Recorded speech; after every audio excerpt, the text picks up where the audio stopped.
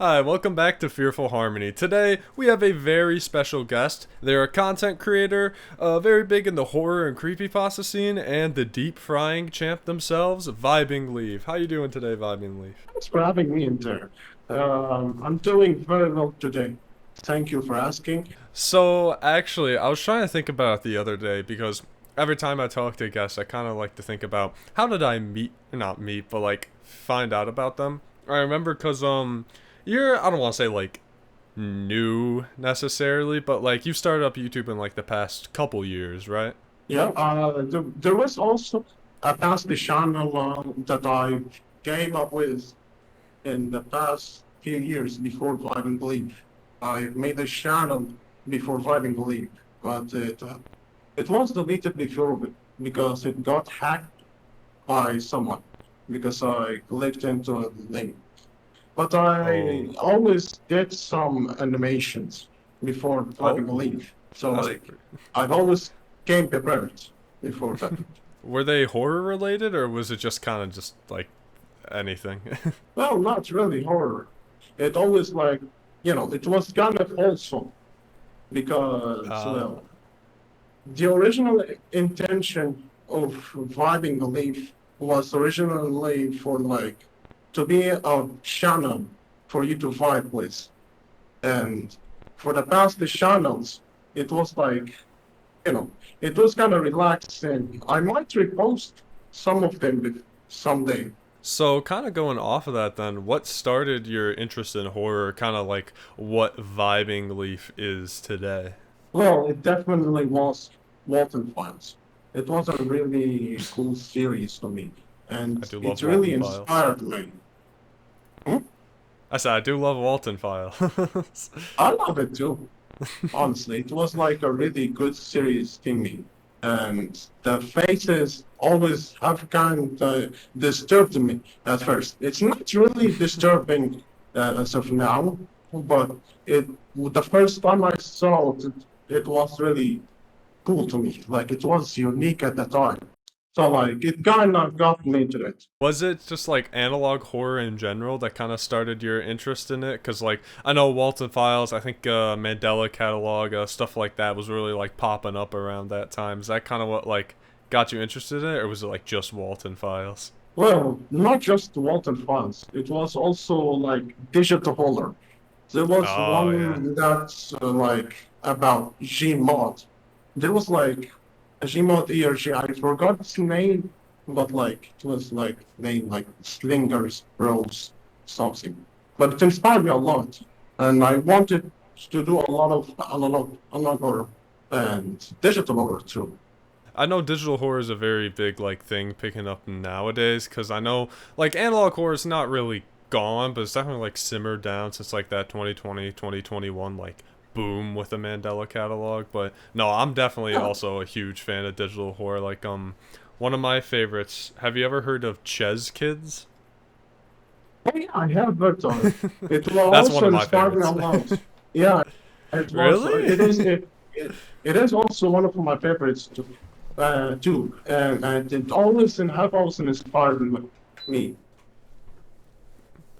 in So some many things. I've also So many noticed. things have inspired. Sorry, sorry. No, you're good. Outside of analog horror, I've also noticed you're a big creepypasta fan, right?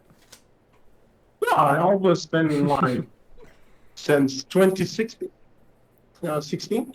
I'm not sure exactly, but it has been years since I've been a huge fan of creepypasta. Yeah. I've definitely been in a creepypasta since I was like a kid. So when I found I think it's actually still one of your biggest videos, I can't remember. The Red Mist retake. I think it was like my first year of college. I was just laying in bed and I saw that on my recommend and I'm like, oh, that's pretty cool. And I watched it. And like this was also the time where like analog horror, I was really like into it. So seeing like an basic kind of not analog horror, but like similar-ish like take on the story and a actually good take on the story as well was really cool to see.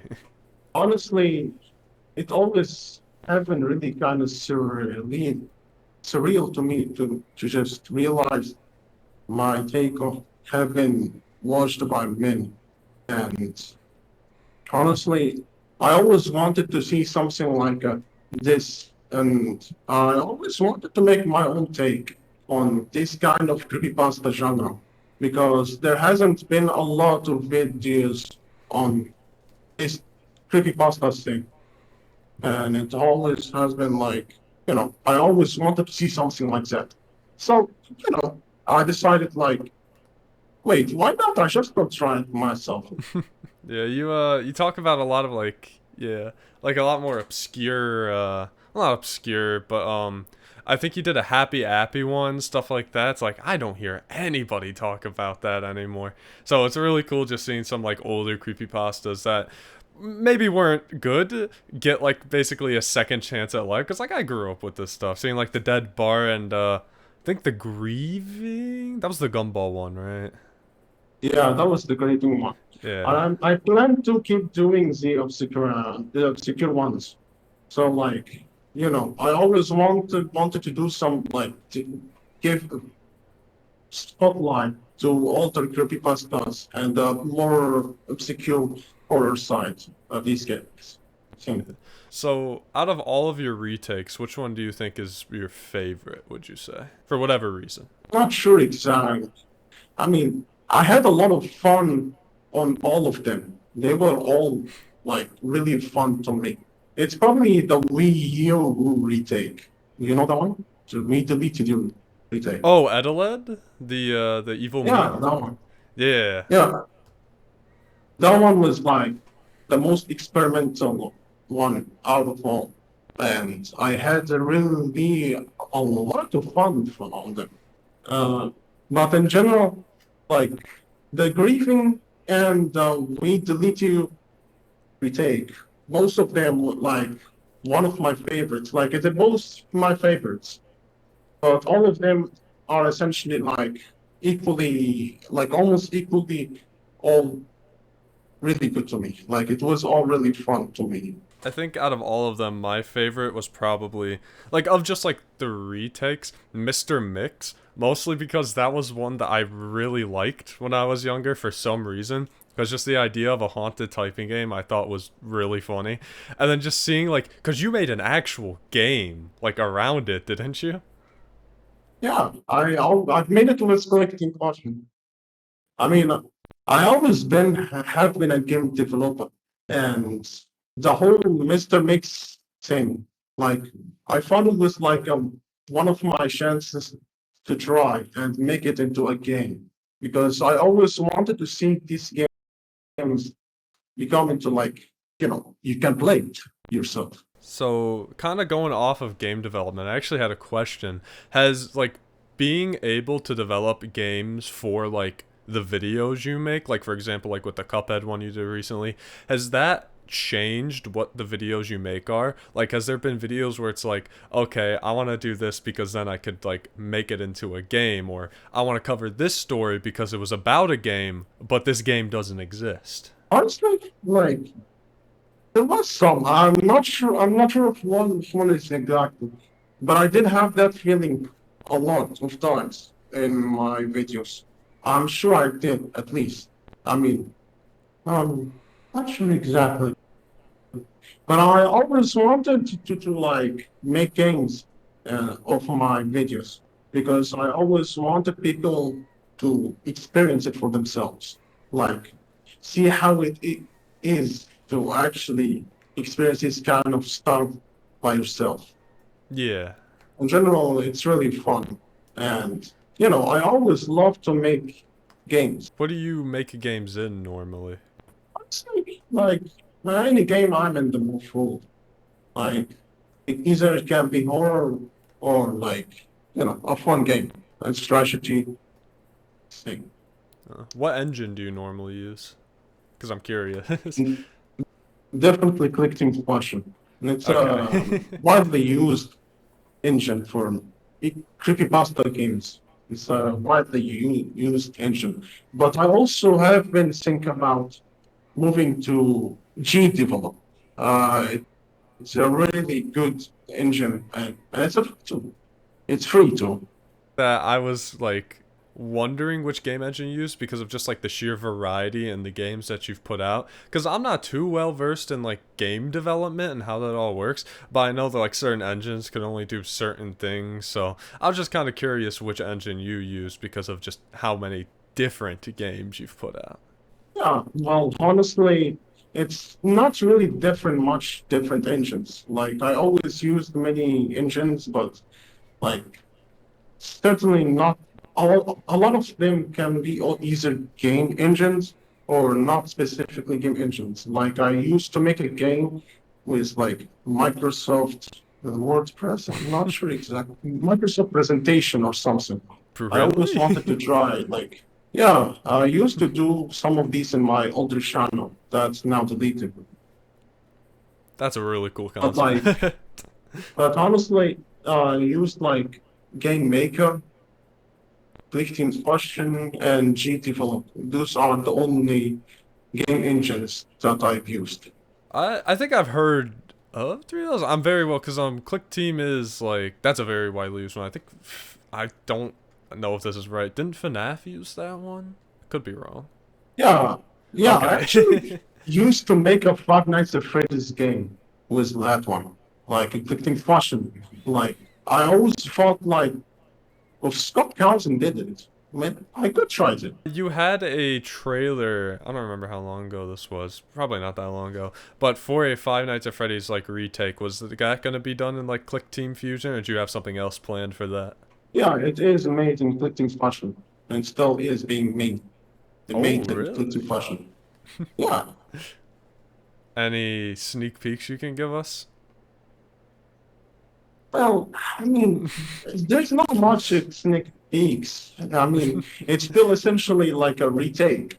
I will just, change a bit of some story and add more to it. I would Uh, actually add a lot of Easter eggs and like a lot of things that made me happy back then and like try to relive that feeling, and yeah. recreate the ambience that the Five Nights at Freddy one was like. I know when I used to play FNAF 2, one of my favorite parts of it was definitely the Easter egg hunting, like trying to find all different because it had like a ton of different characters you could just like maybe come across with like a 1 out of 1,000 chance. That was definitely my favorite parts of like those earlier games was all the secrets they had. Yeah, so honestly, like one of my favorite spots too. And I honestly would love to add more into that, my Five Nights at Freddy's retake. I mean, it's not gonna be the focus, but I want to add more to it. And I wanna Yeah. like make it very fun to hunt for. So I'm sure it's fairly obvious to anyone who's seen your content, but you're kind of like integrated in like the creepypasta community. Has that something you've kind of been like integrated in for a long time, or like has it ramped up as you've made the different remakes and retakes and like gained more of a creepypasta audience? Because like I've I've been in this since I was a kid. Like I've been interested in stuff for forever, so it's really like interesting to talk to other people who have also been interested in this stuff for a while because there's definitely a new audience for it that maybe hasn't like been in it as long, you know? Yeah, I honestly wanted to do like more obscure ones, like that, more obscure creepypastas. Because like I wanted to introduce to my audience like the older creepypastas, like it has been popular before, but like it's not talked about anymore because like I'm not sure how why is it not talked about anymore, but I would love to bring it back and realizing that I have the power to bring it back just feels so surreal, honestly. And Yeah. I would always love to give spotlight to what made me happy. Like I always loved, enjoyed this kind of creepypasta when I was like a kid. I'm not sure exactly. But it has been years since I've been a fan, and it's kind of surreal to realize like the power that I hold for this. Yeah, I kind of get that because that's how I feel with like EXE games that I would like play as a kid or see as a kid, and I'm thinking like, oh, maybe I could like talk about this, or this, and like bring more attention to these obscure games I maybe saw like one or two people play like way back when. Like it's really cool being able to be given the opportunity to like present something to a whole new audience that has like no clue about it, like stuff that you liked way back when that nobody really knows about now. It's just really fun, honestly. Is there any specifically that like you had the most fun like bringing back almost? Definitely Mr. Mix and Happy Happy. Both of them was like the most fun I had on doing that. And I would love to do it again. Oh wait, I forgot about something. Dead Plants. Dead Plants was like a very obscure creepypasta. It already existed before my video, like years ago. I did not know That that. was I thought that was yours. well, not really. It was like a very well known back then, but it wasn't talked about much anymore. And I also planned to do it before, like VibingLeaf was a thing.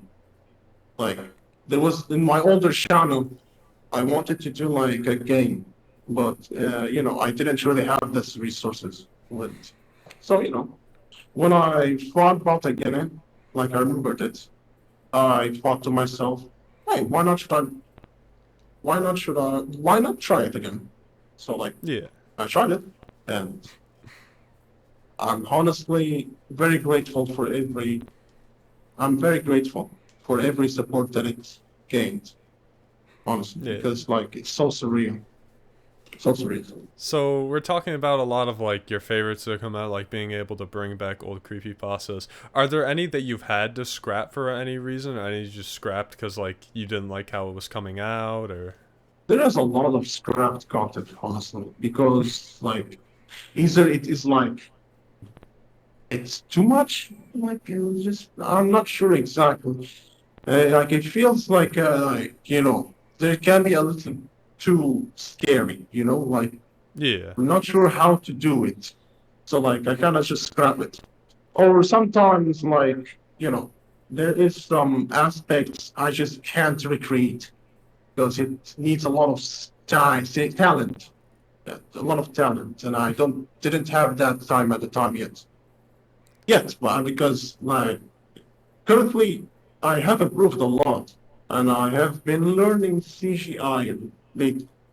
So maybe I could try brings them back at some point. Are there any specific ones you can mention that like didn't go through because maybe it was too much? There was one like I planned a Slender Man movie. I did try. I wanted to do like one that's about a movie. Like, do you remember that one movie like people really didn't like? The one from like 2020 or 2019, whenever it came out. Uh, It was 2019, I think. newer, Yeah, yeah. yeah. I really wanted to remake that one. Like, maybe like a Slender movie retake or something. But I wanted to do something like that. I couldn't at the time, but currently I have learned a lot, and it's more possible than ever. Also Yeah. try Jeff the Color. Oh, you did a or was that like I can't remember. I feel like I've seen you do something Jeff the Killer related. Am I wrong? Yeah, I did before. It was called like Jeff the Killer Repaired. That was Um, it. Okay. yeah, I wanted to try like do a sequel, and it's like a film, like a short film. Yeah, that's definitely.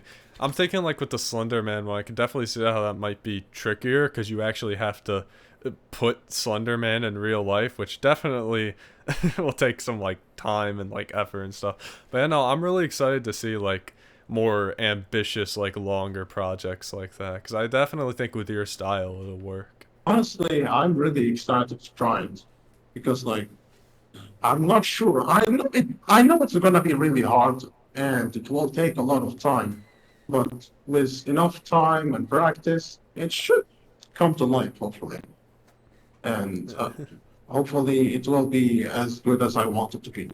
So, if you could go back and maybe change something about like a certain video or like maybe making a video when you didn't, what do you think that would have been? It's definitely the plans. I didn't put much thought into it, but I'm still very happy with it. You know, like I don't mind that I can't change it, but at the same time, if I had the chance to, I would love to change a lot of things about the plants. I even considered a remake for it. I would definitely be interested in that because I did like Dead Plants. Like I said, I thought I didn't know that was a creepypasta before, which is kind of cool. But I enjoyed that one. I think a lot of other people did too. I'm really happy to hear that, honestly. I originally appreciate that a lot. So I like to ask all of my guests on here a what if question. So my question, tailor made for you: who do you think would win in a fight? Bootleg Spongebob or Red Mist Squidward, but he's just come back from the dentist. Like he's got like the stuff on his teeth. Wait, which one came from dentist? The SpongeBob one or Spot Squidward? Yeah, so it's who would win in a fight. The bootleg SpongeBob, like, you know, the one that has like the red eyes, he like stares at the TV. Or Squidward from Red Mist, but he just came back from the dentist. It's still gonna be Red Mist Squidward because like he has a shotgun. Like it wouldn't really Oh, I didn't matter even if he think about came back that. from. He has a shotgun. He will just kill SpongeBob. I didn't think that through. I forgot about that. So, It's still really funny, honestly. I uh, mean, imagine like Squidward just pulling out the shotgun and yeah. Bootleg SpongeBob just completely forgets about that and just dies from it. I recently watched, there's a YouTuber Pig Gamer. I don't know if you know who that is. He did a video like basically ranking every bootleg SpongeBob remake, and like rewatching it, I'm like, yeah, I really liked that story. I don't know what it was about that one, but just like it was just like creep. Well, I thought it was creepy as a kid, and then like just I don't know. I like it. I like the idea. It's simple. It's not like crazy over top. Like as much as I like Red Mist, it's a little much at times because it's just like some of the takes and videos about it. I feel like Bootleg SpongeBob is like just simple enough to like kind of retain maybe some scare factor to it. You know?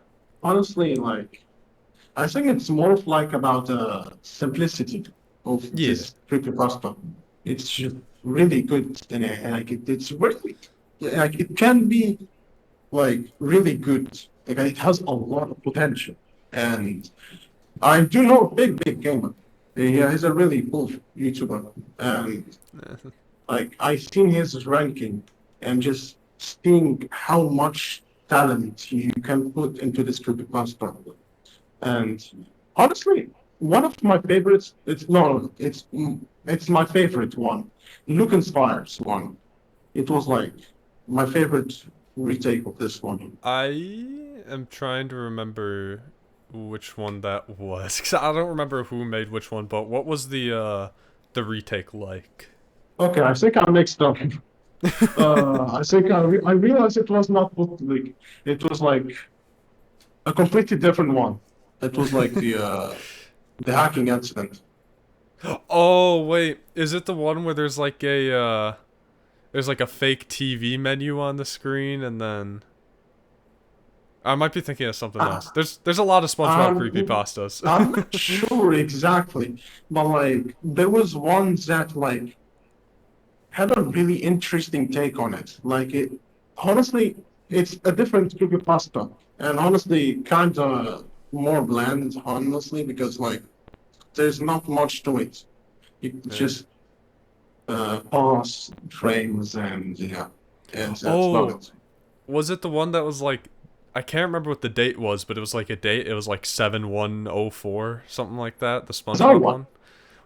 yeah, that one. And That's what I'm Look thinking and of then. Spar's take, Look and Spar's take, like it had a lot of unique take on it. It was really good, honestly.